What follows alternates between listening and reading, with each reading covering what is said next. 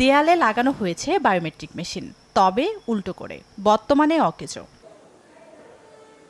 2019 সালে পিরোজপুরের 989টি প্রাথমিক বিদ্যালয়ে শিক্ষকদের হাজিরা মনিটরিংয়ের জন্য ডিজিটাল বায়োমেট্রিক মেশিন বসানো হয়। প্রতিটি বিদ্যালয় থেকে 20,000 টাকা করে নেওয়া হলেও এসব মেশিন কার্যকর ছিল মাত্র 5 থেকে 6 মাস।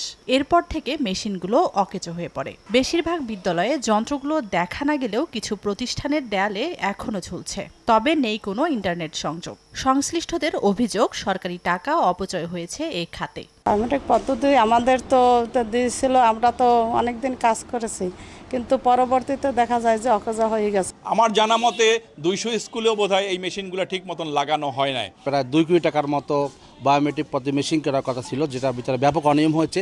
আমরা পিরোজপুরের সচেতন নাগরিক হিসেবে প্রকৃত দোষীদের বিচারের দাবি করতেছি।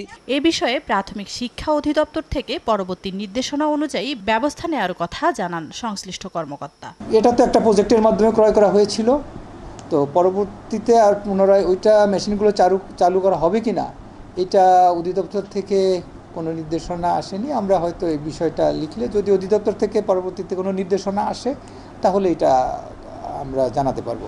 স্লিপ প্রকল্পের আওতায় পিরোজপুরে বায়োমেট্রিক মেশিন কেনায় ব্যয় হয় 2 কোটি টাকা। সময় সংবাদ, পিরোজপুর।